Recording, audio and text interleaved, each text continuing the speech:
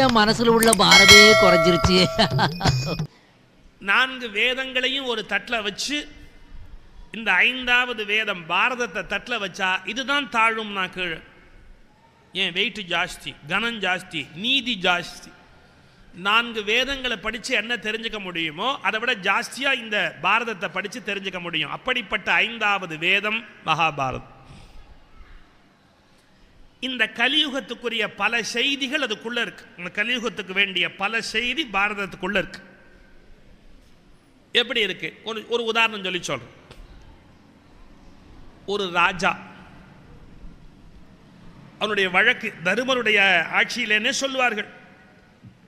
ஒரு ராஜா வழக்கு. என்ன வழக்கு? ஒருத்தர் நிலத்தை ஒருத்தருக்கு வித்துவிட்டார். அந்த வித்திட்டவரும் வாங்கினவரும் கோர்ட்டுக்கு வந்திருக்கிறாங்க. என்ன கேஸ் தெரியுமா? வாங்கினவர் வித்தவர் மேலே கேஸ் போட்டிருக்கிறார். எப்படி? நான் இவர்கிட்ட நிலம் வாங்கினேன், வாங்கி நிலத்தை உழலாம்னு உழப்போனேன். அப்படி உழறதுக்கு ஏறு பூட்டி உழுதான் நங்குன்னு சத்தம் கேட்டுது. எடுத்து பார்த்தேன், ஒரு வெங்கலப்பானை. அந்த வெங்கலப்பானை நிறைய தங்க காசு இருக்குது. அது என்னோட காசாக இருக்க முடியாது. ஏன்னா நான் நிலம் இப்போ தான் வாங்கியிருக்கேன். அது அவருக்கு தான் பரம்பரையாக சொந்தமாக இருந்தது. அதனால் அந்த காசு அவருக்கு தான் சேரணும். கொடுத்தா வாங்க மாட்டேங்கிறாருன்னாரு. உங்களுக்கு ஒரே அதிர்ச்சியாக இருக்குல்ல? எவன் அந்த கிறுக்கு பைய? அவனை முதல்ல கண்டுபிடிக்கணும் அப்படின்னு. கொஞ்சம் பொறுமையாக கேட்கணும் இந்த கதையை. நான் வாங்கினேன், உழுதேன், ஆனால் நிலத்தில் காசு கிடச்சிது. நான் நிலத்தை தான் வாங்கினேன்னு ஒழிய புதையலை வாங்கலை. புதையல் என்னது இல்லை, கொடுத்தா வாங்க மாட்டேங்கிறான். ராஜா உத்தரவு போட்டு வாங்கி கொடுங்கன்னு. ராஜா அவனை கூப்பிட்டார். என்னப்பா நீ ஏன்பா வாங்க வேண்டியதானே? அது எப்படி வாங்க முடியும்? நான் நிலத்தை விற்ற போது நிலத்துக்கு மேலே இருக்கிற மரமெல்லாம் யாருக்கு சொந்தம்? அவனுக்கு தானே சொந்தம். அப்போ நிலத்துக்கு மேலே இருக்கிற மரமெல்லாம் அவனுக்கு சொந்தம். நான் நிலத்துக்கு கீழே இருக்கிறது அவனுக்கு தானே சொந்தம். அதை நான் எப்படி வாங்க முடியும்? அதனால் அவனையே வச்சுக்க சொல்லுன்னா. இந்த வழக்குக்கு ராஜா என்ன தீர்ப்பு சொல்றது? இவன் அவங்கிட்ட கொடுங்கிறான், அவன் அவங்கிட்ட கொடு அப்படிங்கிறான். ராஜா என்ன தீர்ப்பு சொல்றது? யோசிச்சார். தீர்ப்பு ஒத்தி வைக்கப்பட்டது, பிறகு சொல்லுகிறேன் அப்படின்னு நழுவிட்டார். 1 மாதம் மண்டையை போட்டு உடைச்சு கிடச்சி எல்லாம் கஷ்டப்பட்டு மந்திரி பிரதானிகள் எல்லாரோடையும் கலந்து ஆலோசித்து கடைசியாக ஜட்ஜ்மெண்ட்டை ரெடி பண்ணிக்கிட்டு ராஜா வந்து தர்பாரில் உட்கார்ந்தார். இப்போ நான் தீர்ப்பு சொல்ல போகிறேன், மறுபடியும் வழக்க சொல்லுங்க அப்படின்னு வழக்க சொல்ல சொன்னார். ஆரம்பித்தான். நான் தான் வழக்க தொடுத்தேன், இவர்கிட்ட நிலம் வாங்கினேன், உழுத போது புதையல் கிடைச்சது, அது அவருது அப்படின்னு சொல்லி வழக்க தொடுத்தேன். ஆனால் இப்போ வழக்க வாபஸ் வாங்கிக்கலான்னு முடிவு பண்ணிட்டேன். ஏன்? புதையல் என்னது தான், புதையல் என்னது தான். அவன் எழுந்திரிச்சான். அது எப்படி? இவனுக்கு நிலத்தை தான் வித்தேன ஒழிய புதையலையா வித்து? நான் வித்துக்கல, அது பரம்பரையாக எங்கள் குடும்பத்துது, அது எனக்கு தான் சொந்தம். ராஜாவுக்கு தலை சுத்துச்சு. என்னடா இது? நாம் 1 மாதம் இவன் 2 பேரும் போட்ட வழக்குக்கு யோசிச்சு ஒரு தீர்ப்பு ரெடி பண்ணிக்கிட்டு வந்தா 2 பேரும் கேஸையே மாற்றி விட்டானுங்க. என்ன சொல்றேன்னா, புதையல் என்னது அப்படின்னா இவன், புதையல் என்னது அப்படின்னா இவன். திரும்பி மந்திரியை பார்த்து ராஜா கேட்டான், என்னடா வழக்கு மாறி போச்சு அப்படின்னா, மகாராஜா இன்று காலை தான் கலியுகம் பிறந்தது அப்படின்னு. இன்னைக்கு காலம்பரை தான் கலியுகம் பிறந்திருக்குது. அதனால எல்லாருக்கும் அடுத்தவன் சொத்து மேலே ஆசை வந்துருச்சு. உடனே ராஜா பார்த்தான். ஏய், நீ ஒன்றுதுங்கிறியா? ஆமாம். நீ ஒன்றுதுங்கிறியா? ஆமாம். 2 பேருக்கும் கிடையாதுடா, கவர்மெண்ட்டுக்கு சொந்தம் அப்படின்னா கலியுகம் பூரணமாக பிறந்தது. இப்போ சட்டமே அப்படி தான். புதையல் கிடைச்சா கவர்மெண்ட்டுக்கு. ஏன்? எவனும் அனுபவிக்க முடியாது, கவர்மெண்ட்டை கொடுறான்ட்டான். கவர்மெண்ட்டுக்கு என்ன அருகதை இருக்குது அதை எடுத்து அனுபவிக்கிறதுக்கு? அது எல்லாம் கேட்கக்கூடாது. என்னது? அடுத்தவன் சொத்துக்கு அரசாங்கமே ஆசைப்படுகிற கேவலமான காலம் கலியுகம். போதுமா? அடுத்தவன் சொத்துக்கு அரசாங்கமே ஆசைப்படுகிற மோசமான காலம் ஒன்று உண்டு என்றால் அது கலியுகம். அந்த மோசமான காலத்தில் நாமெல்லாம் இருந்துகிட்டு இருக்கிறோம். இப்போ தர்மம் என்ன, சாஸ்திரம் என்ன, நீதி என்ன, நியமனம் என்ன யாருக்கு தெரியும்? மரபு என்ன, முறை என்ன யாருக்கு தெரியும்? இது நீங்கள் எப்படி காப்பாற்றுறது? அதுக்குரிய வழிமுறைகளை சொல்லுகிற நூல் தான் பகவத்கீதை. அதுக்குரிய வழிமுறைகளை சொல்லுகிற நூல் தான் மகாபாரத். ஆனால் பகவத்கீதை பாரதத்துக்குள்ள அடக்கம். அதுக்காக சொன்ன இந்த பாரத கதை எப்படி சொல்லி கொடுக்குறனா, வாழ்க்கையில் நீ யாரையும் ஏமாத்தாத, நீ யாரையும் ஏமாத்தாத மாதிரி உன்னை எவனாவது ஏமாத்த வந்தா ஏமாத்த விடாது. இப்போ ராமாயண காலத்துலலாம் அப்படி இல்லை. யாராவது ஏமாத்தினா ஏமாத்தி போகிறான், நடக்கணும் போ அப்படின்னு விட்டுடணும். ஆனால் இப்போ எப்படின்னா, நீ யாரையும் ஏமாத்தாத, நல்லவனாக இரு. ஆனால் நல்லவனாக இருக்கிறேங்கிறதுக்காக இழிச்ச வாயனா இருக்காது. இப்போ எப்படின்னா, நல்லவன் அப்படின்னா முட்டாள் அப்படி தான் நினைக்கிறோம் நம்ம. நல்லவன் ரொம்ப முட்டாள், இழிச்ச வாயன் அப்படி இருக்கக்கூடாது. நல்லவனாக இருக்கணும், ஆனால் எவனும் நம்மளை ஏமாற்றக்கூடாது. அப்படி இருக்கிறதுக்கு பழகணும். இந்த விஷயத்தை சொல்லிக் கொடுக்கிற இனிய நூல் மகாபாரதம். போதுமா? நான் இதுக்கு மேலே முன்னுரையெல்லாம் சொல்லலை. இந்த நூலை பற்றிய ஒரு அறிமுகம் சொல்லிட்டேன் உங்களுக்கு. இப்போ கதையில் முற்பகுதிக்கு வரணும். பாண்டவர்களுடைய பிறப்புக்கு முன்பு இது சந்திர குலத்தினுடைய கதை. ராமாயணம் இருக்கு பாருங்க, அது சூரிய குலத்தினுடைய கதை. அதனால தான் ராமாயண கதையில் ராஜாக்களுக்கெல்லாம் கரையும் குறையும் ரொம்ப கம்மி. தசரதன் எடுத்தாலும் சரி, ராமனை எடுத்தாலும் சரி, ரகு எடுத்தாலும் சரி, எல்லாரும் எப்படின்னு கேட்டால் ரொம்ப பர்ஃபெக்ட் ஜென்டில்மேன் ராமாயணத்துல எல்லாம். ஏன்னா சூரிய குலம். ஆனால் சந்திர குல கதை எடுத்தால் கொஞ்சம் ஒரு மாதிரி இருக்கும். சட்டுன்னு பார்த்தா அந்த கதையில் நிறைய தப்பு இருக்கும். ஏண்டான்னா, சந்திரன் கரை உடையது குறை உடையது, சூரியன் கரை உடையதல்ல குறை உடையது அல்ல. எனவே சூரிய குலத்து கதையிலேயே ஒரு நேர்மை இருக்கும். சந்திர குலத்து கதையில் கொஞ்சம் கரையும் இருக்கும் குறையும் இருக்கும். வேற வழி கிடையாது. இதெல்லாம் ரொம்ப ஸ்ட்ராங் முன்னுரை, நீங்கள் தெரிஞ்சுக்கணும். பாரதம் படித்து 10 வருஷம் கழிச்சு கண்டுபிடிக்க வேண்டிய விஷயத்தை முதல் நாளே சொல்லிவிட்டேன். இந்த சந்திரனுடைய பரம்பரைனா சந்திர குல அரசர்கள் பாருங்களேன். அந்த சந்திர பகவானுடைய மகனாக தோன்றியவன் புதன் பகவான், புத பகவான். அவனுடைய மகனா பிறந்தவன் புரூரவன். அந்த புரூரவனுக்கு ஊர்வசி வயிற்றிலே தோன்றியவன் நகுஷன்.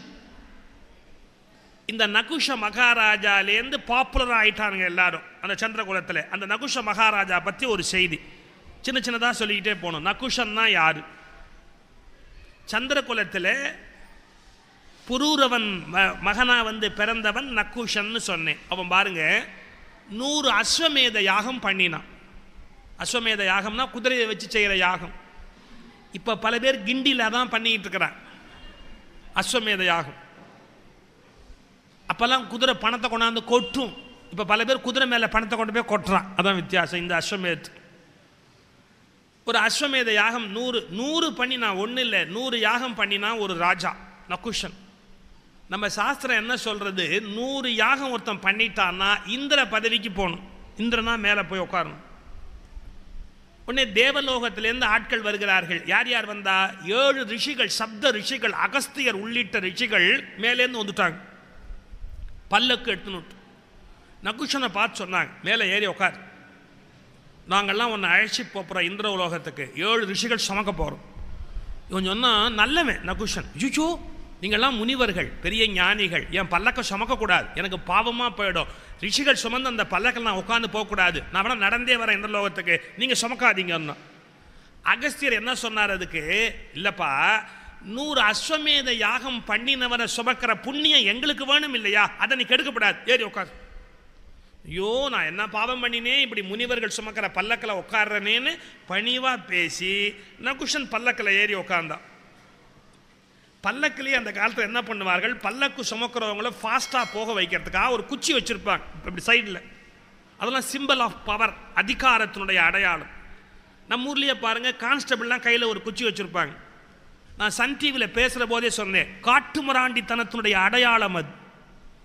மனிதன் இன்னும் நாகரிகம் அடையவில்லை என்பதற்கு அடையாளம். நான் அமெரிக்கா போயிருக்கிறேன், லண்டன் போயிருக்கிறேன், எத்தனையோ நாடுகள் போயிருக்கிறேன். எந்த ஊர்லையும் போலீஸ்காரன் கையில் குச்சியோடு அலையிறதே கிடையாது. நாகரிகமற்ற இந்தியாவில் தான் போலீஸ்காரன் குச்சியோடு அலையிறான். வெக்கப்பட வேண்டிய விஷயம் அது. நான் ஆடு மாடு மேய்க்கிற மாதிரியா மனுஷனை மேய்க்கிறது? ஒரு நாகரிகம் வேண்டாம் போலீஸ்காரன் கையில் குச்சியோடைய அலையிறனா, எவ்வளோ அநாகரிகமான விஷயம். அதுவாது பரவாயில்ல, காசு கொடுத்து வாங்க போனால் சரவணா ஸ்டோர்ஸில் தீபாவளியில் அவன் குச்சி வச்சு அடிக்கிறான். நம்ம ஜனங்களுக்கும் அறிவு போய் காசை கொடுத்து அடி வாங்கிட்டு வெளியே வர்றான். இவனுக்கு என்ன அறிவு இருக்குது இவனுக்கு? போலீஸ்காரனாவது கையில் குச்சி வச்சிருக்கான் மிரட்டுறதுக்காக, கடைக்காரன் உள்ள விடத்து குச்சி வச்சு அடிக்கிறான். இது என்ன கூத்து இதெல்லாம்? மனுஷனுக்கு நாகரிகமே இல்லையே, கையில் குச்சி வச்சு அடிக்கிறது. ஒருத்தர் பள்ளிக்கூடத்தில் வாத்தியார் அடித்தாலே தப்புன்னு கேஸ் புக் பண்ணி உள்ளே வச்சிடறான். அதான் பழைய பாணி, அதிகாரத்துக்கு அடையாளம் கையில் குச்சி வச்சுக்கிறது. நகுஷன் உட்கார்ந்துருக்கிறான் சிம்ம பல்லக்கில், ஒரு குச்சி வச்சிருந்தான், பொற்பிரம்பு, பொன்னால் செய்த பிரம்பு வச்சிருக்கிறாங்க. இந்த முனிவர்களை பார்த்து சொன்னான், முனிவர்களே, மெதுவாக போங்கள், கால் வலிக்க போகிறது. முனிவர்களே மெதுவாக போங்கள், கால் வலிக்க போகிறது. முனிவர்களே மெதுவாக போங்கள். இப்படி பணிவாக சொல்லிக்கிட்டே இருந்தான் பாருங்க. முனிவர்கள்லாம் போய்கொண்டே இருக்கிறார்கள். அந்த சந்தர்ப்பத்தில் இந்திரலோகத்துக்கு பக்கத்தில் இப்போ பல்லக்கு போகுது. அந்த இந்திரலோகத்துக்கு மேலே இந்திராணி, இந்திரனுடைய மனைவி, அவள் குளிச்சுட்டு இந்த ஈரத்தலையை அப்படி உலர்த்திக்கிட்டு இருந்தா. வெள்ளி குச்சி அப்படி உள்ளே கொடுத்து தலையை சிக்கல் எடுத்து இப்படி தலையை உலர்த்திக்கிட்டு இருந்தா இந்திராணி மேலே. இந்த நகுஷன் பல்லக்கில் அப்படியே போனவன் வேற நிமிர்ந்து பார்த்தா இந்திராணியோட அழகு ஜொலிக்கிறது. அப்படி அதை பார்த்த உடனே இந்த பயலுக்கு ஆசை வந்துடுச்சு, காமம் வந்துடுச்சு. உடனே முனிவர்களை பார்த்தா, முனிவர்களே ஏன் தாமதமாக போகிறீர்கள், வேகமாக போங்கள். முனிவர்களுக்கு ஒரே அதிர்ச்சி. என்னன்னா அந்த பையன் கிறுக்கு பையன் மாதிரி இவ்வளோ நேரம் நம்மளை மெதுவாக போன்னா இப்போ என்ன தாமதமாக போகிறீங்கன்னா, அவங்க அதே ஸ்பீடு தான் போய்கிட்டு இருக்கிறாங்க. ஆசை வந்துட்டா எல்லாம் தடைப்படுற மாதிரி தோணும். உங்களுக்கு மரியாதை வருகிற போது எல்லாமே சரியாக இருக்கிற மாதிரி தோணும் மனுஷனுக்கு. முதல்லையும் அவங்க அதே ஸ்பீடு தான் போனாங்க, ஸ்லோவாக போங்கோ, வேகமாக போகாதீங்கன்னா. இப்போ அதே ஸ்பீடு தான் போகிறான், ஏன் இப்போ வேகமாக போகலன்னா முனிவர்களுக்கு ஒன்றும் புரியல. அடுத்தது அதை விட இப்படி குனிஞ்சு பார்த்தா இந்த பல்லக்கு ஏன் லேட்டாக போகுது அப்படிங்கிறதுக்கு ஒரு காரணம் கண்டுபிடிச்சான். அந்த பல்லக்கில் 7 முனிவர்கள் சொன்ன பாருங்க, சப்த ரிஷிகள். அதில் அகஸ்தியரும் ஒருத்தர். அகஸ்தியர் குள்ளமானவர், குட்டை இல்லையா. அதனால் அகஸ்தியர் என்ன பண்ணியிருக்கிறார், அந்த பல்லக்கை தூக்கிக்கிட்டு வராரா இல்லை பல்லக்கில் தொங்கிக்கிட்டு வராரான்னு சந்தேகம் போச்சு அவனுக்கு. பல்லக்க அவர் மட்டும் தூக்காமல் பல்லக்கில் தொங்கிக்கிட்டு வராரு, அதனால தான் வெயிட் ஜாஸ்தியாகி பல்லக்கு லேட்டாக போகுதுன்னு முடிவு பண்ணிட்டான். அவர் ஒசரம் கம்மி இல்லையா, பல்லக்கில் தொங்கிக்கிட்டு தான் வராரு உண்மையிலேயே. ஆஹா, இவரால் தான் பல்லக்கு லேட்டாக போகுது அப்படின்னு முடிவு பண்ணி பளீர்னு இந்த பொற்பிரம்பு குச்சி எடுத்தான். அந்த அகஸ்தியர் முதுகில் ஓங்கி அடித்தான். சர்ப்ப சர்ப்ப சர்ப்ப சர்ப்ப, வேகமாக போ அப்படின்னு அகஸ்தியர் முதுகில் ஓங்கி அடித்தான். சர்ப்ப சர்ப்ப அப்படின்னு, ஃபாஸ்ட் ஃபாஸ்ட் அப்படின்னு.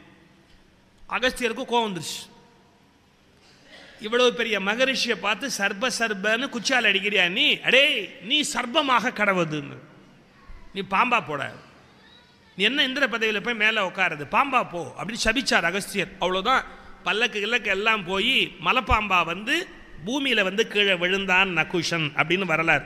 என்ன குறிப்பு, பெரிய பெரிய இடங்களுக்கு போகிறவர்களுக்கு ஆசைகள் அதிகமாக இருக்கப்படாது, தவறான எண்ணங்கள் இருக்கப்படாது. இருந்தால் எல்லாமே இல்லாமல் போயிடும், ஒன்றுமே இல்லாமல் போயிடும். முனிவர்களையும் ரிஷிகளையும் கூட அவமானப்படுத்தலாமா அப்படின்னு தோணும், ஒன்றுமே இல்லாமல் போயிடும். அந்த நகுஷன் இந்த சந்திரகுலத்திலே தோன்றியவர். பின்னாடி இந்த நகுஷன் வருவான். உங்களுக்கு மலைப்பாம்பா கிடக்கிற போது பீமனை சந்திக்கிறதா ஒரு இடம் வருது, அதுக்காக இந்த முன்னுரையில் இங்கே சொன்னேன். நகுஷன் அவனுடைய மகன் ஆயுன்னு பேரு, ஆயுவனுடைய மகன் யயாதி அப்படின்னு பேர். அடுத்த புகழ்பெற்ற ராஜா யயாதி. இந்த யயாதி ரொம்ப சிறந்த அரசனாக ஆண்டு கொண்டிருக்கிறான், சந்திரகுலத்தினுடைய பெரிய அரசன். ஆனால் இந்த யயாதி காலத்தில் மேலே இருந்த தேவர்களுக்கும் அசுரர்களுக்கும் கருத்து வேறுபாடு நிறைய வந்தாச்சு. அந்த தேவர்களும் அசுரர்களும் பூமியை யார் வசம் கொண்டு வர்றது அப்படின்னு ஒரு பெரிய போராட்டம் பண்ணுகிறார். இப்ப கதையில எந்த இடம் ரொம்ப முக்கியம்னா தேவகுரு, தேவகுருனா வியாழ பகவான், அசுர குரு சுக்கராச்சாரியார். இவங்க 2 பேருக்கும் போட்டி. நம்ம சொல்றதை கேட்கிற ஒரு சிஷ்ய பைய வந்து உலகத்தை ஆளணும் அப்படின்னு 2 பேருக்கும் ஒரு பெரிய போட்டி. ஆனா வியாழ பகவானுக்கு ஒரு மந்திரம் தெரியாது, அது சுக்கராச்சாரியாருக்கு தெரியும். என்னன்னா செத்தவனை எழுப்புற மந்திரம், அது வியாழ பகவானுக்கு தெரியாது, சுக்கராச்சாரியாருக்கு தெரியும். உடனே வியாழ பகவான் பார்த்தார், இந்த மந்திரத்தை சுக்கராச்சாரியார் தெரிஞ்சு வச்சிருக்கிற வரையில நாம ஒன்றும் அவரை பண்ண முடியாது, எத்தனை பேரை க்ளோஸ் பண்ணாலும் எழுப்பிடுறாரு. அப்ப அதை நாம கத்துக்கிட்டு வந்துடணும் எப்படியாவது. அதுக்காக என்ன பண்ணினார், தன்னுடைய புத்திரனை, கச்சன்னு பேர், வியாழ பகவானுடைய புத்திரன் கச்சன்னு பேர், அந்த கச்சன்கிறவனை கூப்பிட்டு சுக்கராச்சாரியார்ட்ட போய் நீ பாடம் படி. ஒரு நாள் சந்தர்ப்பம் வருகிற போது இந்த சஞ்சீவினி வித்தை அப்படின்னு பேர், செத்தவங்களை எழுப்புற வித்தை கத்துக்கோ, போ சுக்கராச்சாரியார்ட்ட பாடம் படி. இவன் போய் சுக்கராச்சாரியார் காலில் விழுந்தான். அவருக்கு தெரியும் இவன் எதுக்கு வந்திருக்கிறான், இவன் வியாழ பகவானுடைய பிள்ளைன்னு தெரியும். ஆனால் அந்த காலத்து பண்பு என்னன்னா, படிக்கணும்னு வந்தால் திருப்பி அனுப்ப மாட்டாங்க. படி, நம்மகிட்ட உட்காந்து படி, எதிரியோடைய பிள்ளையா இருந்தாலும் எங்கிட்ட உட்காந்து படி படி, பெண்ணை கட்டு போச்சு ஏன்னா ஒரு வாத்தியாருடைய டியூட்டி யார் வந்தாலும் கல்வி சொல்லி தரணும். இந்த கச்சன் படிக்கிறான். அப்போ ஒரு கூத்து நடந்து போச்சு. சுக்கராச்சாரியாருடைய மகள் தேவயானின்னு பேர். அந்த சுக்கராச்சாரியாருடைய மகள் என்ன பண்ணினா இந்த கச்சனை காதலிக்க ஆரம்பிச்சுட்டான். இதில் நடந்துகிட்டு இருக்கும் போதே இந்த கச்சன் மந்திரத்தை கற்றுக்கிறது தான் வந்திருக்கிறான்னு அங்கே இருக்கிற அசுரர்களுக்கெல்லாம் தெரியும். இந்த பயம் மட்டும் இந்த மந்திரத்தை கற்றுக்கிட்டு போயிட்டானா நம்ம கதி அதோ கதியாக போயிடும். இந்த குரு வேற ஒரு நாள் இல்லாட்டி ஒரு நாள் சொல்லி கொடுத்துருவாரு. அதுக்காக இந்த பயலை கொண்டு போடணும்டான்னா ஒரு நாள் கொன்னே போட்டான். கச்சனை வெட்டி துண்டு துண்டாக கொண்டு போட்டான். அவன் சாயங்காலம் வரல, பாடசாலையிலேருந்து வீட்டுக்கு வர வேண்டியவன் வரல. உடனே சுக்கராச்சாரியார் மகள் கேட்டா, அப்பா கச்சன் எங்கேன்னு. அவர் சொன்னார், தெரியலம்மா, அவன் எங்கேயோ போனான், வரவே இல்லை. அவன் எங்கேன்னு இப்போ கண்டுபிடியுங்கள். இப்படி தியானத்தில் யோசிச்சார். அவன் வெட்டுப்பட்டு செத்து கிடக்கிறது அவருக்கு தெரிஞ்சது. இப்போ இந்த மக சொன்னா, அவனை உயிரோடு இப்போ நீங்கள் எழுப்பணும், அந்த மந்திரத்தை பிரயோகம் பண்ணி அவனை எழுப்புங்கன்னு. வேற வழி இல்லை. மகள் மேலே அவருக்கு அவ்வளோ பைத்தியம் அவருக்கு. சரி, மகள் அழக்கூடாதேன்னு கச்சனை உயிரோடு எழுப்பி மறுபடியும் கொடுத்துட்டார். அந்த அசுரர்கள்லாம் பார்த்தான், இந்த கச்சனை நாம் இப்படி வெட்டிக்கிட்டி போட்டால் குரு எழுப்பி கொடுத்துட்றாரு. இந்த குரு எழுப்ப முடியாதபடி அந்த பயலை ஒன்று பண்ணணும். என்னன்னா ஒரு நாள் வெட்டி எரிச்சு சாம்பலை ஆக்கி அந்த சாம்பலை மதுவில் கலந்து குருவுக்கு கொடுத்துட்டான். சுக்கராச்சாரியார் மது அருந்துவார், சாப்பிட்டுட்டார்.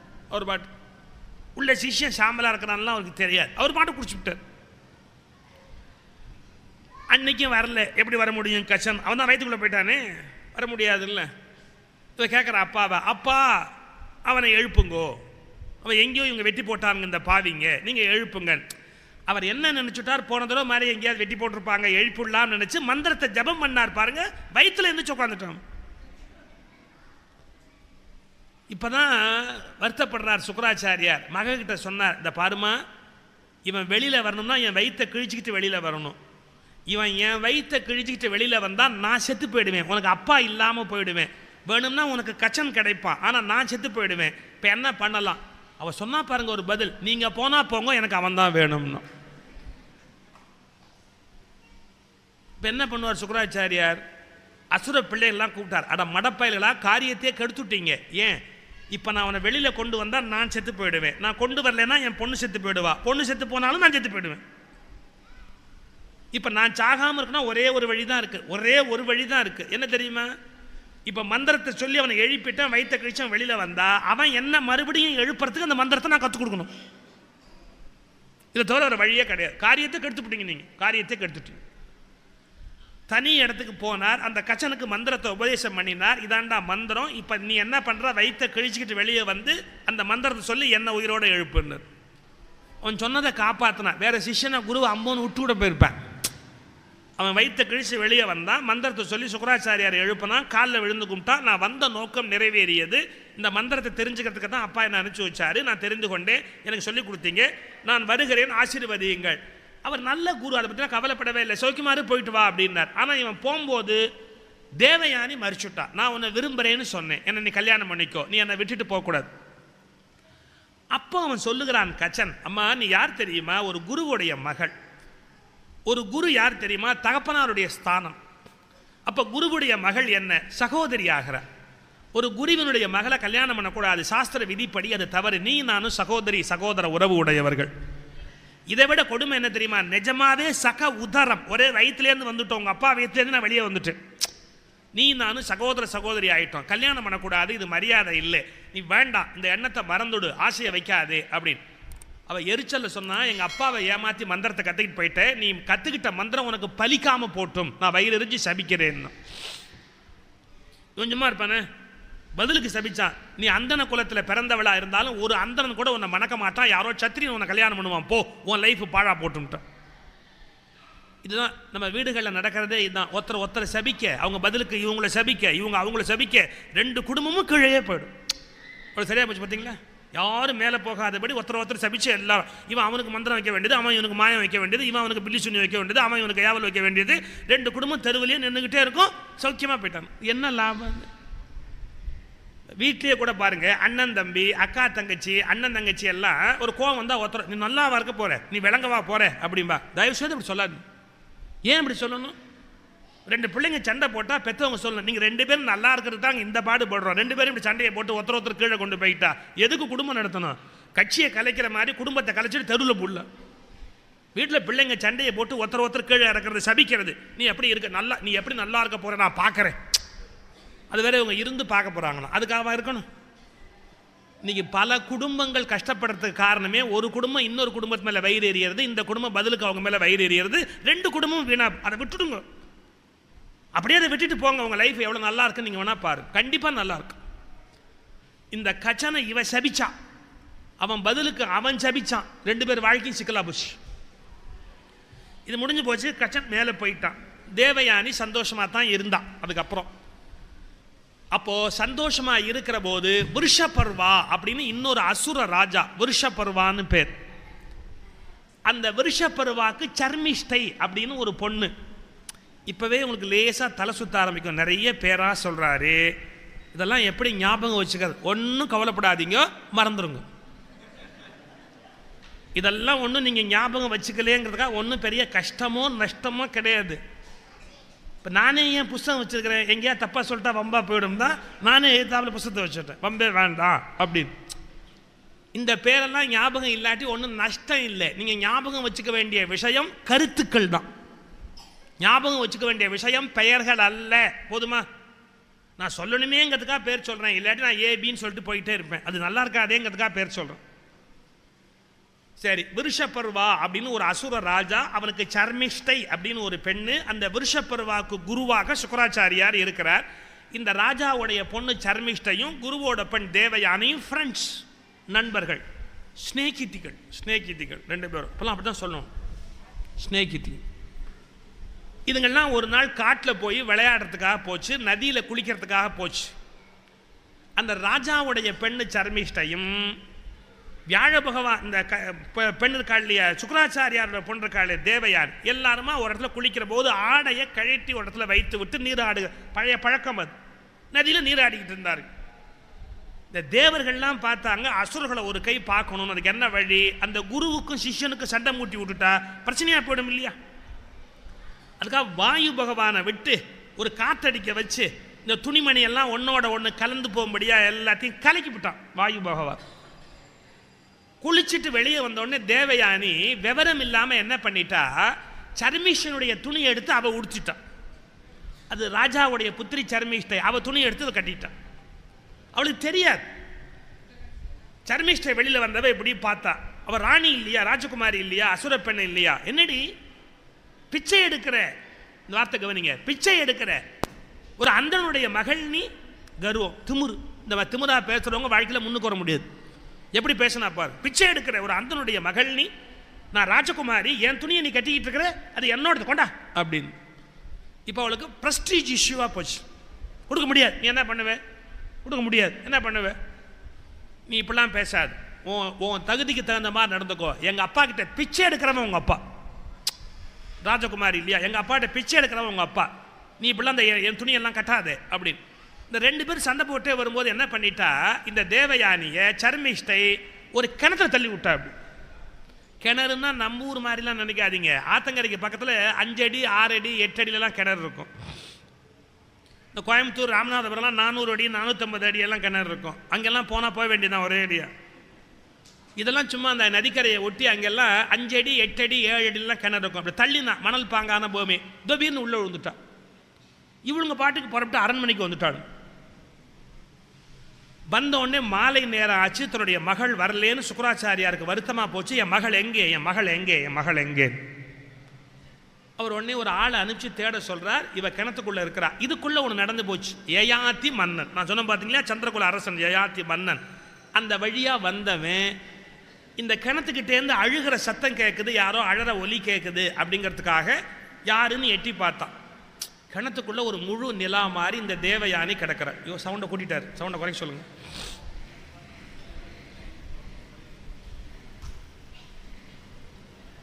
அந்த கிணத்துக்குள்ள தேவயானி கிடக்கிறா. இவன் யாருன்னு தெரியாது. யயாதி கையை கொடுத்து இப்படி பிடிச்ச அவளை மேலே தூக்கி விட்டான். வா வெளியில் அப்படின்னு. அவன் வெளியில் வந்தோடனே இவன் சொன்னான், என் கைகளை தொட்டு என்னை மேலே தூக்கி விட்டதால் நீர் என்னுடைய கணவர் அப்படின்னு. ஆபத்துக்கு உதவு போனால் உடனே ஆம்படியான் ஆக்கிட்டா எப்படி? இல்லை, நீ தான் என் கையை தொட்டு என்னை மேலே கொண்டு வந்த, நீ என்னை கல்யாணம் பண்ணிக்கணும். யயாதி மன்னன் ஏதாவது சொல்லி இப்போ தப்பிச்சா போகிறோம். அவன் சொன்னால், நான் முறைப்படி எல்லாம் பேசணும் இல்லையா, எனக்கு டைம் கொடு அப்படின்ட்டு போயிட்டான் யயாதி மன்னன். இவ ஊருக்கு போகாமல் அழுதுகிட்டே நின்னா சுக்கராச்சாரியார் தேடி வந்துட்டார். கடைசியில் இவ சொன்னா, எனக்கு ஒரு உண்மை தெரியணும், நீ பிச்சைக்காரனா அல்லது அந்த ராஜா பிச்சைக்காரனா? நீ பெரியவனா இல்லாட்டி அந்த ராஜா பெரியவனா? இது தெரியாமல் நான் ஊருக்குள்ளே வரமாட்டேன். என்னம்மா இப்படி பேசுகிற? குரு நான் தான் பெரியவன், எங்கிட்ட கற்றுக்கிறவன் அந்த ராஜா. அப்படி இருக்கிற போது அதெல்லாம் எனக்கு தெரியாது. அது அந்த ராஜா வந்து சொல்ல சொல். ராஜாவே வந்தான், குரு இல்லாமல் என்னால் ஒன்றும் பண்ண முடியாது, சுக்கராச்சாரியார் அரண்மனைக்கு வரணும் அப்படின்னா. அவர் சொன்னார், நான் வரேன், என் பொண்ணு வந்தால் வரேன். அவ காலில் விழுந்து கேட்குறான் ராஜா, பெண்ணே நீ அரண்மனைக்கு திரும்பி வா அப்படின்னு. அவ சொன்னா, உன்னுடைய மகளை எனக்கு வேலைக்காரியாக கொடுக்கணும், எனக்கு பணிவிடை செய்கிற வேலைக்காரியாக உன் பொண்ணை நீ கொடுக்குறதா இருந்தா நான் வர்றேன். ராஜா கொடுத்தான். குருவுக்கு அவ்வளோ பெரிய முக்கியத்துவம் இருக்கு. 100 தோழி பெண்களோடு சர்மிஷ்டையை இவளுக்கு வேலைக்காரியாகவே கொடுத்து, ஏன் குருவை விட்டுட்டு என்னால் வாழ முடியாது அப்படின்னு பணிஞ்சு சர்மிஷ்டையை வேலைக்காரியாகவே தேவயானிக்கு கொடுத்துட்டான். அதன் பிறகு அரண்மனைக்கு திரும்பி வந்தா. இவளும் பழச மறந்துட்டு சர்மிஷ்டையோட அன்பா இருந்தா. ஏன்னா அவன் நினைச்ச ஜெயிச்சுட்டா. இனிமே என்ன வந்தது? சர்மிஷ்டையை தோழியாகவே சமமாகவே பாவிச்சு, வேலைக்காரியா இல்லை சமமாகவே நடத்த ஆரம்பிச்சுட்டா தேவயானி. மறுபடியும் சில காலம் கழிச்சு காட்டில் 2 பேரும் விளையாடிக்கிட்டு இருக்கிறார்கள். இந்த 100 பெண்கள், தேவயானி, சர்மிஷ்டை எல்லாரும் விளையாடி கொண்டிருக்கிறார்கள். அப்போ மறுபடியும் யயாதி மன்னன் அந்த வழியா வந்தான் காட்டுக்கு. இவ தான் ஏற்கனவே பார்த்தவன் தானே. உடனே எல்லா தோழிகளும் ஒதுங்கி கொண்டார்கள். இவளை பார்த்து நேராக யயாதி மன்னன் கிட்டக்க வந்தான். இவ கேட்டா, என்னை நீ எப்போ கல்யாணம் பண்ண போற அப்படின்னு. இங்கே தான் சிக்கல். யயாதிக்கு இவளை கல்யாணம் பண்ணணுன்ற எண்ணம் வரல. ஆனால் இவ பக்கத்தில் சர்மிஷ்டை தோழி நிற்கிறா பாருங்க, அவளை பார்த்தா உயிரை விட்டுட்டான். இவளை கல்யாணம் பண்ணணும், அவளை கல்யாணம் பண்ணணுன்ற எண்ணம் இவன் மனசில் வந்துருச்சு. ஆனால் நேராக அதை இவகிட்ட கேட்க முடியாது. அவன் மனசு ரொம்ப குயுக்தியாக ஒரு வேலை பண்ணுச்சு. என்னன்னா, அவள் யாருன்னா, அவன் என்னுடைய வேலைக்காரி அப்படின்னா. அப்போ நீ கல்யாணம் ஆகி அரண்மனைக்கு வந்தால் அவளும் வருவாளான்னா. இதான் ஆபத்து. இதான் ஆண்களுடைய வக்ர புத்தி. அதில் தான் பல பேர் சிக்கிட்டான். அதில் தான் பல பேர் சிக்கிட்டான். எங்கெங்கயோ எப்படி எப்படியோ இருக்க வேண்டிய பல பேர் இதில் சிக்கிட்டான். போச்சு. யயாதி மன்னன் சொல்கிறான், நீ என்னை கல்யாணம் பண்ணிக்கிட்டு வந்தால் உனக்கு வேலைக்காரியா அவளும் வருவாளா? வருவா. உனக்கு கல்யாணம் பண்ணிக்கிறேன்ட்டான். இந்த அசடாவது யோசிக்கணுமா இல்லையா? அவள் வருவாளா இல்லையான்னு இவன் ஏன் கேட்குறான்னு யோசிக்கணுமா இல்லையா? ஆனால் அவங்க அப்பா சுக்கராச்சாரியா ரொம்ப கெட்டுக்கார். இந்த யயாதி மன்னன் வந்து காலில் விழுந்து உங்கள் பொண்ணை கொடுங்கன்னு கேட்ட உடனே தர்றேன், அவளோட இவங்கெல்லாம் வருவாங்க. ஆன் ஒன் கண்டிஷன் என்ன? என்றைக்காவது என்னுடைய பெண்ணுக்கு நீ துரோகம் அழைச்சு நீ ஏதாவது தவறுதலாக நடந்து கொண்டு என் பெண்ணு கண்ணீர் விட்டு அழுதா உன்னை நான் நாசமாக்கிடுவேன். இது எச்சரிக்கை. இந்த நிபந்தனைக்கு உட்பட்டு நீ கல்யாணம் பண்ணிக்கிறதா இருந்தால் என் பொண்ணை கல்யாணம் பண்ணிக்கோ அப்படின்னார். இவன் நினச்சான் அப்புறம் சரி கட்டிக்கலாம், எதுவாக இருந்தால் நான் அப்புறம் சரி கட்டிக்கலாம் முடிவு பண்ணா. கல்யாணம் பண்ணிக்கிறேன்னா இந்த யயாதிக்கு கொடுக்கிற போதே சொல்லிட்டார், என் பெண் நாளைக்கு கண்ணை கசக்கி கொண்டு வந்து நிற்கக்கூடாது, ஞாபகம் வச்சுக்கோ, அவளுக்கு துரோகம் பண்ணக்கூடாது, மனசில் வச்சுக்கோ. கொடுத்துட்டார். வரும். கல்யாணம் ஆகி வந்தாச்சு. யயாதிக்கு பயம் வந்துருச்சு. இவன் என்னதான் தேவயானியோட குடுத்தம் நடத்தினாலும் சர்மிஷ்டையை நினச்சி நினச்சி நினச்சி புலம்புறான். 3 பிள்ளை பிறந்துருச்சு. ஆனாலும் அவன் மேலே மனசில் ஒரு எண்ணம். ஆனால் பயம். சுக்கராச்சாரியார் சபிச்சுடுவார், தப்பாக போயிடுமே, பிரச்சனையாக போயிடுமே. ஒரு நாள் ராஜாவுக்கு பிறந்த நாள். ஒரு பறை அறிவிக்கிறார்கள் நாட்டில், இன்றைக்கு யார் எது கேட்டாலும் அரசர் தருவார், இன்று யார் எது கேட்டாலும் அரசர் தருவார் அறிவிச்சுட்டாங்க. அப்போ நந்தவனத்துக்கு யயாதி மன்னன் இரவு தனியாக வர்றான். அப்போது சர்மிஷ்டை தோழி ஒரு மரத்தடியில் தனியாக நின்றுகிட்டு இருக்கிறா, பெருமூச்சு விட்டபடி இருக்கிறா. அவளுக்கும் யயாதி மன்னன் மீது விருப்பம் உண்டு. இந்த யயாதி மன்னன் கிட்டக்க வந்தோடனே சொன்னா, என்னமோ ரொம்ப பெரிய மனுஷன் மாதிரி பறை அறிவிச்சு எல்லாம் தரேன்னு சொன்னீங்களே, யார் எது கேட்டாலும் தரேன்னு சொன்னீங்களே, நான் கேட்டால் தருவீங்களான்னு. ராஜா என்னன்னு நினைச்சான், நீ எது வேணாலும் கேளு தரேன் அப்படின்னா. அவ சொன்னா, உன் மூலமாக எனக்கு ஒரு மகனை தாரும்னா, சந்தானம் தாரும் அப்படின்னா. ஐயோ, அது சுக்கராச்சாரியாருக்கு தெரிந்தா என் கதை அவ்வளோதான், நான் தர முடியாது அப்படின்னா. அப்போ சத்தியத்தை நீ மீறு, எனக்கு சத்தியம் பண்ணி கொடுத்திய நீ தர்றேன்னு, சத்தியத்தை மீறலாமா? இவனுக்கும் சபலம். சரி, இது எங்கே தெரிய போகுது, தேவயானைக்கு எங்கே தெரிய போகுதுன்னு தனிப்பட்ட முறையில் இவளோடு நட்பு வைத்து கொண்டு விட்டு, இவ வயிற்றுலையும் 2 பிள்ளை பிறந்தாச்சு, அவள் வயிற்றுலையும் பிள்ளை பிறந்தாச்சு, இவள் வயிற்றுலையும் பிள்ளை பிறந்தாச்சு. இந்த சந்தர்ப்பத்தில் தான் தேவயானைக்கு தெரிய வருது சர்மிஷ்டைக்கு குழந்தை பிறந்திருக்கு அப்படின்னு. அவள் நேராக விடுவிடுன்னு புறப்பட்டு வந்தா. உனக்கு பிள்ளை பிறந்திருக்கு, அப்போ நீ யாரை கல்யாணம் பண்ணிக்கிட்ட அப்படின்னா, இல்லை நான் தேவலோகத்து கந்தர்வர்கள் மூலமாக இந்த குழந்தையை பெற்றேன்னு சொன்னால் நம்பிட்டு போயிட்டான். ஆனால் எவ்வளோ நாளைக்கு மறைக்க முடியும்? பின்னொரு நாளில் தேவயான யயாதி மன்னனோடு இப்படி நடந்து வந்து கொண்டிருக்கிற போது இந்த பசங்கள்லாம் வளர்ந்துருக்கிறான், கொஞ்சம் பெரிய பையனாக இருக்கிறான். அப்படியே யயாதி மன்னன் ஜாட. இவளுக்கு சந்தேகம் வந்துருச்சு. அதான் நீங்கள் பசங்க அப்பாவை அப்படியே உரிச்சு வச்சுருப்பேன், பிற்காலத்தில் அப்பனை உரிச்சு வைப்பான். ஆரம்பத்தில் அப்பாவை உரிச்சு வச்சுருப்பான் பார்க்கறதுக்கு. அந்த அப்பா ஜாடை அப்படியே இருக்கணும், இருந்தால் தான் பிரச்சனை இல்லை. இந்த யயாதி ஜாடையில் இருந்த உடனே இப்படி பார்த்தா அவ, இங்கே வாங்க, பசங்களை கூப்பிட்டா தேவை, இங்கே வாங்க, நீங்கள் யாருன்னா, நாங்கள் சர்மிஷ்டினுடைய புத்திரர்கள். சர்மிஷ்டினுடைய புத்திரர்கள்னா உங்கள் அப்பா யாரு அப்படின்னா, அவன் யயாதி மன்ன காமிச்சான், இவர் தான் எங்கள் அப்பா அடிக்கடி வீட்டுக்கு வருவார்ட்டான். அவ்வளோதான். இனிமேல் மறைக்க முடியுமா விஷயத்தை? தேவயானைக்கு கோபம் வந்துடுது, என்னை ஏமாத்திட்டீங்க, எனக்கு துரோகம் பண்ணி விட்டீர்கள் அப்படின்னு கோபத்தோடு நேராக புறப்பட்டு சுக்கராச்சாரியார்கிட்ட போய் இந்த மாதிரி யயாதி மன்னன் இப்படி துரோகம் பண்ணி சர்மிஷ்டையின் மூலமாகவும் சந்தானங்களை உண்டு பண்ணிட்டான் அப்படி. சுக்கராச்சாரியாருக்கு கோபம் வந்துருச்சு. யயாதி மன்னனை பார்த்தா, நீ இளமையினால் தானே இவ்வளவும் பண்ணினேன், ஆமாம், இனி உனக்கு இளமை கிடையாது, முதுமை காலத்தினுடைய சகல கொடுமைகளும் இப்போதே உனக்கு வரட்டும், உன்னை முதுமை பீடிக்கட்டும் சாபம் கொடுத்துட்டார். அவன் காலில் விழுந்து கெஞ்சிறான், தப்பாக நடந்து போச்சு, அதுக்காக சாபத்துக்கு விமோச்சனை வேண்டாமா, நான் வாழ வேண்டிய காலத்தில் இப்படி எனக்கு சாபம் கொடுத்தா நான் எப்படி வாழ்வது? நீங்கள் யோசிப்பீங்க, பாரத கதைக்கு இதெல்லாம் அவசியம் என்ன அப்படின்னு. இவைகள் தான் நீதிகளை போதிக்கிற கதைகள். இன்றைக்கி நீங்கள் பாருங்கள், பல பேர் இந்த எக்குத்தப்பாக ஒரு தப்பு பண்ணிட்டு வாழ்க்கையில் எவ்வளவு பெரிய இடங்களில் இருக்கிறவர்கள் எவ்வளவு தூரத்துக்கு அவமானங்களை சந்திக்க வேண்டியிருக்கு வாழ்க்கையில். யோசிக்கப்படாதா? வயது, தகுதி, பெருமை எல்லாத்தையும் யோசிச்சு பார்க்க வேண்டாமா? ஒரு வினாடியாவது நம்ம விழுந்தா எவ்வளோ பெரிய வீழ்ச்சியில் போய் விழுவோம்னு யோசிக்க வேண்டாமா? யயாதி மன்னன் யோசிக்கலை. அப்புறம் முனிவருக்கு இறக்கம் வந்துடுச்சு. சுக்கராச்சாரியார் அவர் சொன்னார், சரி சரி, நான் என் மகள் மேலே இருக்கிற அன்புனால உன்னை ரொம்ப தண்டிச்சிட்டேன், உனக்கு ஒரு வரம் கொடுக்குறேன். நீ இந்த முதுமை உனக்கு தான் இருக்கும், ஒன்றும் பண்ண முடியாது. நீ 5 பிள்ளை பெற்றிருக்கிற, நீ 5 பிள்ளையில் ஏதாவது ஒரு பிள்ளைகிட்ட அந்த முதுமையை கொடுத்துட்டு அவன் இளமையை வாங்கிக்கும்.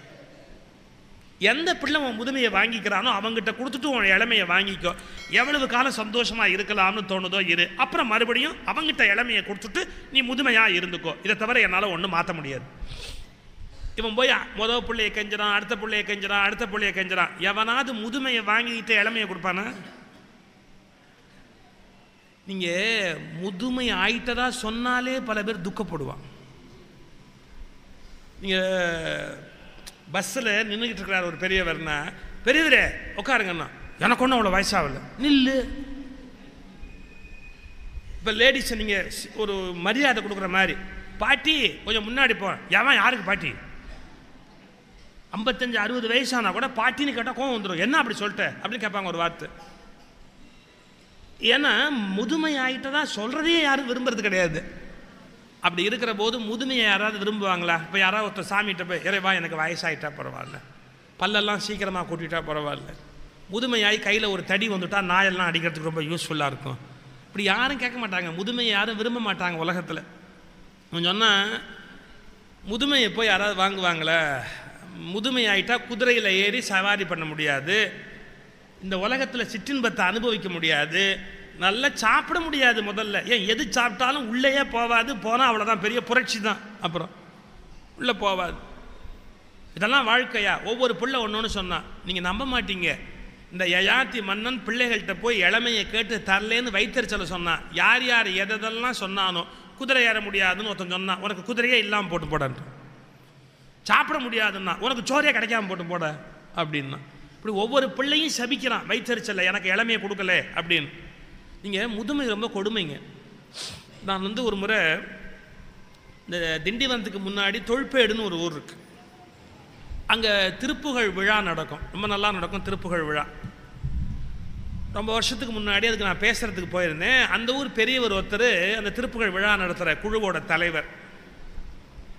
என் பேச்சு முடிஞ்சு பித்துக்குளி முருகதாஸ் அவருடைய கச்சேரி அதனால் நான் பேசிட்டு இப்படி ஒரு சேர் போட்டு மேடைக்கு பக்கத்துலேயே உட்காந்துருக்கிறேன். அந்த பெரியவர் அவரும் உட்காந்துருக்காரு. இப்படி 2 பேரும் உட்காந்து கச்சேரி கேட்டுக்கிட்டு இருந்தோம். 3 மணி நேரம் கச்சேரி முடிஞ்ச உடனே இந்த பெரியவர் புறப்படணும். அவருடைய உதவி பண்ணையார் அவருக்கு உதவிக்கு இருக்கிறவங்க அங்கேருந்து வந்து செருப்பை கொண்டாந்து காலு கீழே போட்டாங்க. காரில் இருந்து செருப்பை அதை எடுத்துகிட்டு வந்து ஒரு காலு கீழே போட்டாங்க. செருப்பு போட்டு வரட்டும். அவர் இந்த 2 காலையும் அந்த செருப்புக்குள்ளே இப்படி விட்டார். போக மாட்டேங்குது. அவருக்கு குனிஞ்சும் பார்க்க முடியல, பார்வையும் சரியாக தெரியல. வயசானவர் அந்த எடுபடியை திட்டுறார். டேய், ஏன் செருப்பை கொண்டாடுனா எவன் செருப்பையே கொண்டாந்துருக்கிறீங்களேடா, அறிவு இருக்காடா உனக்கு, ஏன் செருப்பை கொண்டாட? அவன் என்ன சொல்ல முடியும்? ஐயா, அது உங்கள் செருப்பு தாங்கோ, அது உங்கள் செருப்பு தான். அறிவு கெட்டவனே, அது காலுக்குள்ளேயே போக மாட்டேங்குது. என்னது இல்லைடா, எவனதையோ கொண்டாந்துருக்கிறீங்க, என்ன எடுத்துன்னு வாங்கோ. அவன் ஒன்று சொல்ல முடியல. வயசாகி காலை தொங்க போட்டிருந்தா கால் வீங்கிடும். முதுமையில் கால் ரொம்ப நேரம் தொங்க போட்டு உட்காந்தா கால் வீங்கிடும். கால் வீங்கினா செருப்பு உள்ளே போகுமா? போவாது. இதை அவன் சொல்ல முடியுமோ? உனக்கு கால் வீங்கி போச்சுன்னா அவன் கண்ணை வீங்கி போயிடும். உன் கால் வீங்கி போச்சே, செருப்பு உள்ளே போலேன்னு பண்ணையாற்ற சொன்னால் அடித்த அடியில் கண்ணை வீங்கி போயிடும். அவன் பயப்படுறான், சொல்கிறதுக்கு தயங்குறான். அப்புறம் நான் சொன்னேன், அவர் கையை அப்படி பிடிச்சிக்கிட்டு, ஐயா, அவன் தப்பு பண்ணலை, அது அவன் செருப்பு தான், அது உங்கள் செருப்பு தான். அது நீங்கள் ரொம்ப நேரம் காலை தொங்க போட்டிருந்தீங்களா, அதில் நீர் சுரந்துக்குமா, அதில் கால் வீங்கி போயிடுமா, அப்படி கால் வீங்கி போயிட்டா அது உள்ளே போவாது, அதனால அது போல. சும்மாருங்க, உங்களுக்கு தெரியாது, அது என் செருப்பு இல்லை. ஒரு மறுபடியும் நான் அப்போ தான் புரிஞ்சுக்கிட்டேன், முதுமையாயிட்டா கால் வீங்குங்கிறது முக்கியம் இல்லை, மற்றவன் சொல்கிறதும் காதில் யாராவது அட்டமெண்ட்டாக இருப்பாங்க, நான் சொல்கிறது தான் கரெக்டு. அப்படி நீங்கள் சாப்பிட்ற போதே பாருங்கள், எடுத்து வாயில் வச்சுட்டு, ஏன்னா அது உப்பும் இல்லை உரப்பும் இல்லை, உப்பு இருக்கு உரைப்பு இருக்கு, நாக்கு செத்து போச்சு. ஒத்துக்க மாட்டாங்களா? ஒத்துக்க மாட்டாங்க. ஏன் நீ சரியாக செய்யலை அப்படிம்பாங்க. நம்மக்கிட்ட முதுமை ஆக ஆக ஒவ்வொரு பொறிப்புலனும் பழுதாகிட்டே போயிடும். இது நமக்கு ஏற்பட்ட விபத்துன்னு தெரியாமல் யார் சரியாக செய்கிறாங்களோ அவங்கள திட்டிக்கிட்டே இருப்போம்.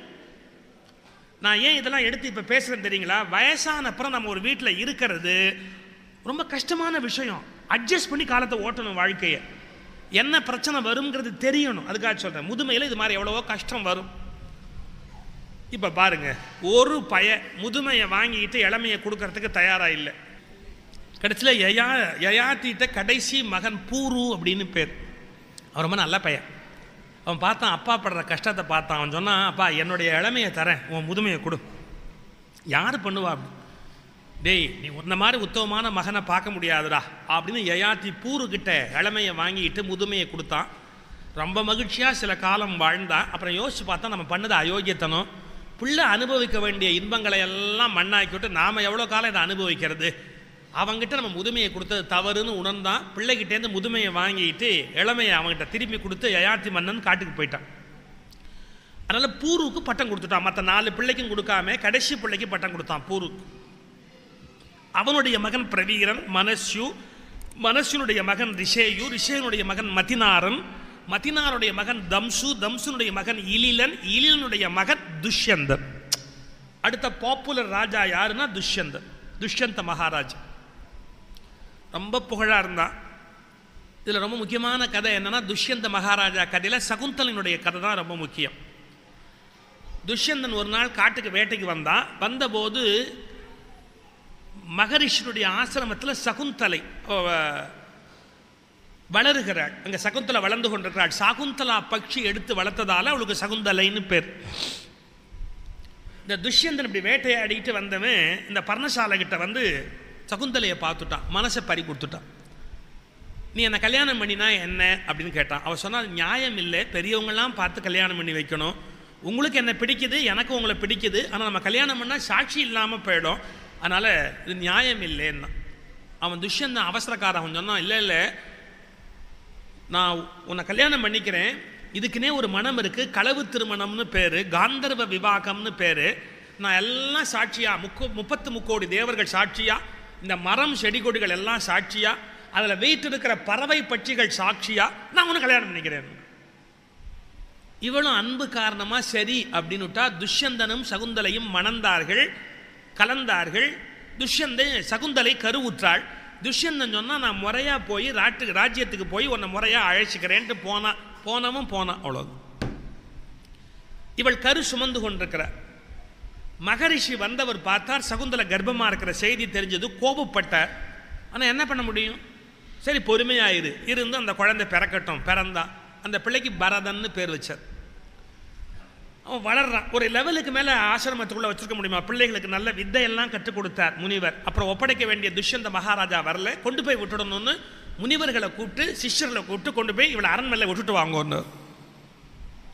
அரண்மனைக்கு முனிவர்கள்லாம் அழைச்சிட்டு போகிறாங்க. சகுந்தலை கையில் பரதன் புத்திரனை பிடித்து கொண்டு துஷ்ய மகாராஜாவுடைய சபைக்குள்ளே போனான். அவன் பாருங்க ஃபஸ்ட்டு டைம் பார்க்குற மாதிரி இவளை ஆச்சரியமாக பார்த்து ஒரு கேள்வி கேட்டான். பெண்ணே, நீ யார்? எங்கிருந்து வருகிறாய்? உன் பக்கத்தில் இருக்கும் இந்த சிறுவன் யார்?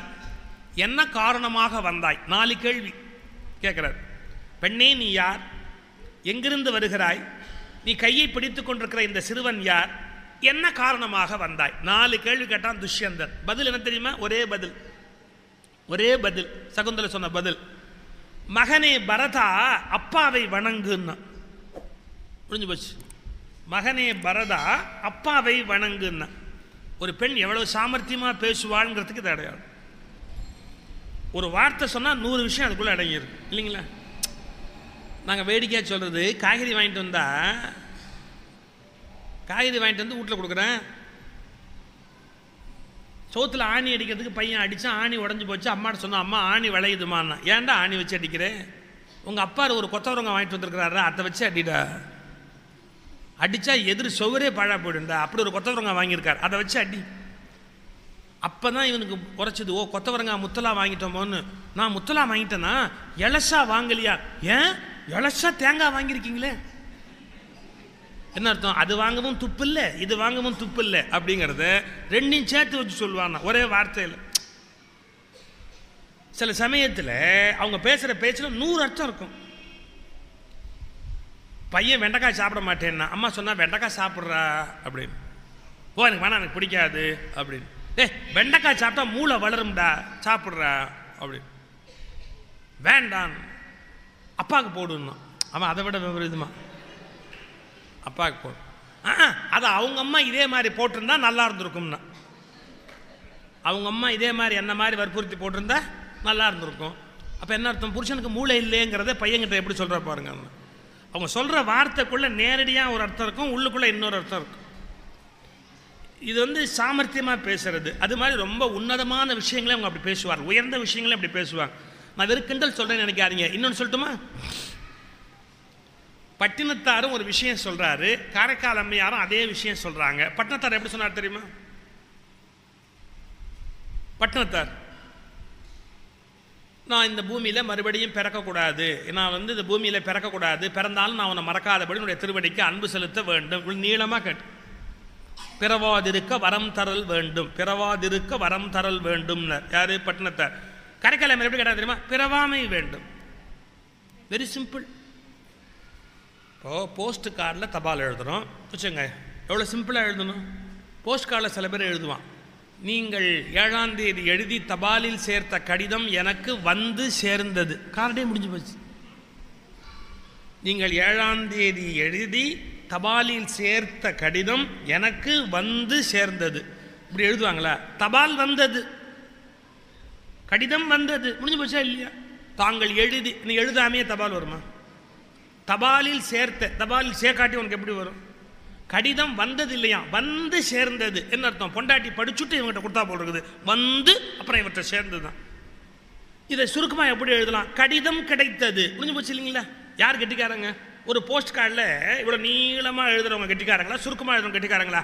வாரியார் சாமி சொன்னார், பட்டினத்தார் கேட்குறார், பிறவாதிருக்க வரம் தரல் வேண்டும். ஆனால் அம்மா என்ன கேட்டாங்க? காரைக்கால் அம்மையார், பிறவாமை வேண்டும். நான் வெறும் கொத்தவரங்காய் கதை சொல்லி பெண்களை குறைச்சலாம் சொல்லான்னு நினைக்காதீங்க. காரைக்கால் அம்மையார் சொல்லி பெருமையாகனு சொல்லிட்டேன். 2 ப்ளஸ் மைனஸ் ரெண்டையும் சேர்த்தே தான் சொல்லிட்டு போகிறேன்னா. நான் ஒன்றும் ஒரு சைடாக பேச மாட்டேன் எப்போவுமே. நாளைக்கு வர்றவங்களும் வராமல் விட்டுட்டா, இவர் ரொம்ப லேடிஸை குறைச்சி பேசுகிறாரு அப்படின்னு நினச்சிவிட்டா, அதுக்கு தான். அவங்க தயவு இல்லாமல் தமிழ்நாட்டில் குப்பை கொட்ட முடியாதுங்க. அவங்க வச்சது தான் சட்டம். அவங்க பார்த்து ஒருத்தர் அலோவ் பண்ணால் இருக்கலாம், அவங்க பார்த்து ஒருத்தர் போனால் போயிட வேண்டியது தான். எல்லாம் அவங்க வச்சது தான் சட்டம். எல்லாத்துலேயுமே. எப்படி பேசுகிறா பாருங்க சகுந்தலை. மகனே பரதா அப்பாவை வணங்குன்னு. அவன் ஒன்று அலறிட்டான் துஷ்யந்தன்.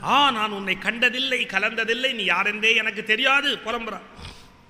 அப்போ சொல்கிறா ஒரு வார்த்தை சகுந்தலை, இந்த உலகத்தில் எதை விட எது பெரிய புண்ணியம் தெரியுமா? உத்தமமான கற்புடைய மனைவியையும் சிறந்த மகனையும் நீங்கள் இல்லை என்று சொல்லுகிறீர்கள். ஒரு குளம் ஒருத்தன் வெட்டினா எவ்வளவு புண்ணியம் தெரியுமா? 100 கிணறு வெட்டிய புண்ணியம். ஒரு குளம் வெட்டினா 100 கிணறு வெட்டின புண்ணியம். ஆனால் 100 குளம் வெட்டின புண்ணியம் எப்படா வரும்னா ஒரு வேள்வி பண்ணினா வரும். 100 வேள்வி செய்த புண்ணியம் எப்படா வரும் அப்படின்னா ஒரு புத்திரனை பெற்றால் வரும். 100 புத்திரர்களை பெற்ற புண்ணியம் ஒரு உண்மையினால் வரும், சத்தியத்தினால் வரும். மகாராஜா, நீங்கள் சத்தியத்தை மீறி இந்த வார்த்தையை சொன்னீர்கள் என்றால் சத்தியத்துக்கு என்ன மரியாதை இருக்குது, எனவே நீங்கள் அப்படி சொல்லக்கூடாது, இவன் உங்களுடைய புத்திரன் அப்படின்னா சகுந்தலை. நான் எப்படி நம்புறது அப்படின்னா நான் எப்படி நம்புறது? அப்போ தேவலோகத்திலேருந்து அசரீதியாக குரல் கேட்டது. ஏன்னா இவன் தேவர்கள் சாட்சியான்னு சொன்னான் இல்லையா? உடனே அசரீதியாக குரல் கேட்டது. ஆம், இந்த துஷ்யந்தன் இந்த சகுந்தலையை கலந்தான், அவள் வயிற்றில் தோன்றிய உத்தமமான பிள்ளை இந்த பரதன், எனவே துஷ்யந்தன் ஏற்றுக்கொள்ள வேண்டும். தேவர்கள் சாட்சி சொன்னார். இன்னைக்கு கூட பாருங்க, சில பேர் அந்த அப்பா அம்மா கல்யாணம் பண்ணி வைக்கிற அளவுக்கு பொறுமை இல்லாமல் வாழ்க்கையில் ஏதோ விபத்து மாதிரி நடந்து குழந்தைகளை பெற்றுக்கொண்டு என்னென்ன துன்பத்துக்கு உள்ளாக கொண்டு வந்து உதவும் கரங்களில் விட்டுட்டு போயிட வேண்டியது. எதுக்கு சொல்கிறேன்? தேவர்களை வந்து சாட்சி சொல்ல போகிறாங்க, அந்த காலம் மாதிரி வர போகிறாங்களே, யாரும் இப்போ சாட்சி சொல்கிறதுக்கு ஆள் கிடையாது. அதனால் ஒரு காலத்தினுடைய செய்தி எல்லா காலத்துக்கும் பொருந்தும்னு ஒன்றும் அர்த்தம் கிடையாது. அவசரப்படக்கூடாது, ஆத்திரப்படக்கூடாது. அன்னைக்கு அப்படிலாம் வாழ்ந்தாங்களெல்லாம் மேற்கோள் காட்டக்கூடாது. அன்னைக்கு எடுத்துக்கொள்ள வேண்டிய விஷயத்தை எடுத்துக்கொள்ளணும், எடுத்துக்கொள்ளக்கூடாத விஷயத்தை எடுத்துக்கொள்ளாமல் இருக்கணும். முறையாக பார்த்து திருமணம் பண்ணி எதுக்கு ஊரில் இவ்வளோ பேர் சாட்சி கூட்டு கல்யாணம் பண்ணுறான்? அப்படி கூப்பிட்டு சாட்சி காமிச்சாலும் நம்மளால் ஏமாற்றிடுறேன். நான் ஒரு ரகசியம் சொல்லட்டுமா உங்களுக்கு? மாப்பிள்ளை அழைப்பு ஏன் வச்சுருக்கான் தெரியுங்களா உங்களுக்கு?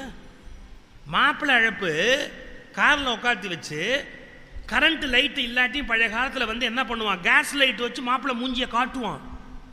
எதுக்கு தெரியுங்களா? ஊர்வலம் வரும்போது ஒரு வேனில் ஒரு காரில் உட்காந்து வச்சு கேஸ் லைட் வச்சு அவன் மூஞ்சில் லைட் அடித்து தெருவெல்லாம் இழுத்துக்கிட்டு வருவான். எதுக்கு தெரியுங்களா?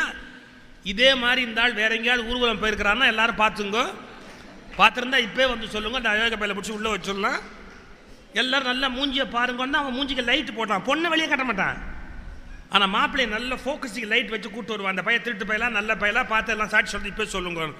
கல்யாணத்துக்கு முதல் நாள் நின்று போன கல்யாணம் எவ்வளவோ இருக்குது. இந்த பையன் இதே மாதிரி திருவாரூரில் ஒரு தடவை போயிட்டான், திருப்பூரில் ஒரு கல்யாணம் பண்ணிக்கிட்டான்னா என்ன ஆகுறது? அப்புறம் திருப்பூர்னா இல்லைங்களா?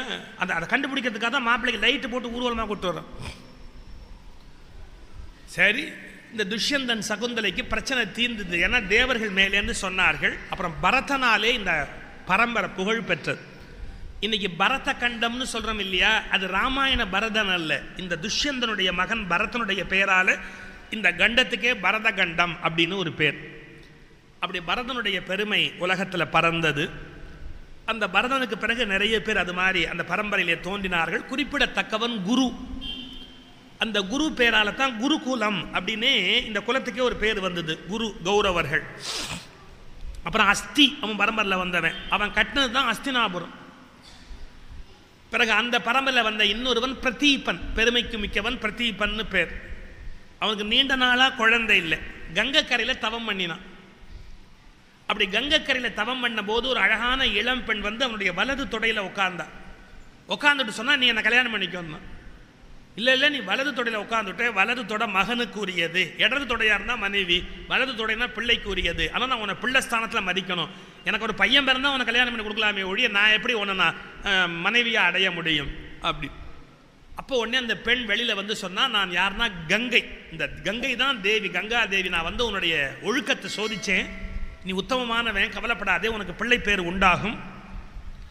நீ சொன்ன மாதிரியே உன்னுடைய மகனை நான் கல்யாணம் பண்ணிக்குவேன், அது நடக்கத்தான் போகுது அப்படின்னு வரம் கொடுத்து விட்டு கங்கை மறைந்தாள். பிறகு பிரதீபனுக்கு முறையாக குழந்தைகள் எல்லாம் தோன்றி சந்தனுன்னு ஒரு பிள்ளை வந்து பிறந்தான். சந்தனுன்னு சொன்னால் பாருங்க, தனுனா உடம்பு, சந்தனுன்னா விசேஷமான உடல் நலம் உடையவன், பொன் மாதிரி இருப்பானோ அந்த பிள்ளை. எதை தொட்டாலும் அது தொலங்கும், அப்படியே சந்திரன் கலை அவனுக்கு உடம்புல, அப்படியே எதை தொட்டாலும் அது அப்படியே விருத்தியாகும், அந்த மாதிரி ஒரு அமைப்பு சந்தனு. பிரதீபனுக்கு பிறகு சந்தனு மகாராஜா அரசாட்சி பண்ணிக்கிட்டு இருந்தான். இந்த சந்தனு மகாராஜா பதவியில் இருக்கிற போது ஒரு நாள் அந்த கங்கைக்கரை ஓரமாக உலாவறதுக்காக போயிருந்தான். அப்போ அந்த விதி பலிக்கிறது. அங்கே கங்கை ஒரு பெண்ணா வந்து எதிரில் அப்படி உலாவினா. அவளை பார்த்தோன்னே இவருக்கு மனசு விரும்பி விட்டது. பெண்ணே, நீ ரொம்ப அழகாக இருக்கிற, நான் உன்னை கல்யாணம் பண்ணிக்க விரும்புகிறேன், நீ என்னை கல்யாணம் பண்ணிக்க தயாராக இருக்கிறியான்னு கேட்டான் ராஜா. அப்போ ஒரு கண்டிஷன் போட்டா. என்ன கண்டிஷன்? இந்த பார், நீ என்னை கல்யாணம் பண்ணிக்கலாம், ஆனால் நான் என்ன பண்ணினாலும் ஏன் இப்படி பண்ணினேன்னு என்ன கேட்கக்கூடாது. அப்புறம் நான் யார், எங்கேருந்து வந்தேன், இதெல்லாம் என்னை கேட்கவே கூடாது. இப்படியெல்லாம் நீ என்னை கேட்க மாட்டேன்னு சொன்னால் நான் உன்னை கல்யாணம் பண்ணிக்கிறேன். நீ கேட்டுட்டு அந்த க்ஷணமே நான் உன்னை விட்டுட்டு போயிடுவேன். இதுக்கு ஒத்துக்கிறதா இருந்தால் கல்யாணம் பண்ணிக்கிறேன். இப்படிலாம் கண்டிஷன் போட்டால் கல்யாணம் பண்ணலாமா? நான் யாருன்னு கேட்கக்கூடாது. நான் என்ன பண்ணினாலும் மெய் நடுங்கிட இருந்திட யான் யாது புரிந்திடினும் பாட்டு. மெய் நடுங்கிட, நீ பயப்படும்படியா நான் எது பண்ணால் கூட என்னை என்னன்னு கேட்கக்கூடாது, நான் யாருன்னு கேட்கக்கூடாது, நான் என்ன பண்ணாலும் ஏன்னு கேட்கக்கூடாது, எங்கேருந்து வந்தேன் அப்படின்னு நான் கேட்கக்கூடாது. கேட்டால் நான் அப்போவே அந்த இடத்த விட்டு போயிடுவேன். இதுக்கு சம்மதம்னா நான் கல்யாணம் பண்ணிக்கணும். ஆனால் அவள் எவ்வளவோ பரவாயில்லைங்க, இப்படி சொல்லிட்டு வந்தா. அவள் எவ்வளோ பரவாயில்ல, ஓப்பனாக சொல்லிட்டால, அது பெரிய விஷயம் தானே. பல பேர் சொல்கிறது இல்லையே ஒழிய வந்து இந்த வேலையை ஆரம்பிச்சிடுறது. அதுக்கு அவள் எவ்வளவோ தேவை. இவன் காம மயக்கத்தில் இருக்கிறான், காதல் மயக்கத்தில் இருக்கிறான். ஒன்றும் கேட்டு யாருன்னே கேட்க மாட்டேன், நீ எங்கேருந்து வந்தேன்னு கேட்க மாட்டேன், நீ என்னன்னு கேட்க மாட்டேன், கல்யாணம் பண்ணிக்கொண்டு. கல்யாணம் ஆயிடுச்சு. சந்தனுக்கும் அந்த பெண்ணுக்கும் கல்யாணம் ஆயிடுச்சு. நீங்கள் நம்ப மாட்டீங்க, குழந்தை பிறந்த உடனே அந்த குழந்தைய தூக்கி கங்கையில் எரிஞ்சுட்டான். பட்டக்குன்னு குழந்தைய தூக்கி கங்கையில் எரிஞ்சுட்டு ராஜாவுக்கு ஆத்திரம். மூத்த பிள்ளை பட்டத்துக்கு வர வேண்டியவன், ராஜ்யத்தை ஆள வேண்டியவன், அவனை தூக்கி கங்கையில் போட்டா ஏன் இப்படி பண்ணினா அப்படின்னு கோபம் வந்தது. கேட்டா போயிடுவாளே, கேட்ட உடனே போயிடுவாளே, சச்சே கேட்கக்கூடாது, டக்குன்னு வாய மூடிட்டு. ரெண்டாவது குழந்தை பிறந்தது, அதையும் கங்கையில் தூக்கி எறிஞ்சிட்டு. என்ன இவ இப்படி பண்றாளே, இவ யாரு? கேட்கல, கேட்டா போயிடுவாளே. நீங்க எப்படி வேணா எடுத்துங்கோ. 7 குழந்தை வரிசை அப்படி பிறந்தது. 7 குழந்தைய தூக்கி கங்கையில் எரிஞ்சு கொண்டு விட்டா. 8வது குழந்தை இவளுக்கு பிறக்கிற போது ராஜா முடிச்சுக்கிட்டான். சிச்சு இது ரொம்ப அக்கிரமமாக போயிடும், காவலுக்கு ஆள் போட்டான். குழந்தை பிறந்த உடனே அவளையும் குழந்தையும் பிரிச்சிருங்க. குழந்தை பிறந்ததுக்கு அப்புறம் அவள் குழந்தைய தொடக்கூடாது, தடுத்துருங்க நீங்க அப்படி. என்ன கேட்டாலும் நான் வரேன், மகாராஜா வரேன்னு சொல்லுங்க அப்படின்னு காவலுக்கு உத்தரவு போட்டிருந்தான். குழந்தை பிறந்தது. பிறந்த உடனே வழக்கம் போல தூக்கி தண்ணியில் எரியறதுக்கு இப்படி காலை பிடிச்சா பாருங்க, டபக்குன்னு வந்து எல்லாரும் பிரிச்சாங்க. ஏன்? ராஜா உத்தரவு, நீங்க இப்படி பண்ணக்கூடாது. அப்படி சொல்லும் போதே ராஜாக்கு செய்தி போய் ராஜா வந்தான். என்ன காரியம் பண்ற, நீ யாரு, எங்கேருந்து வந்த, ஏன் குழந்தைய கொல்ற அப்படின்னு.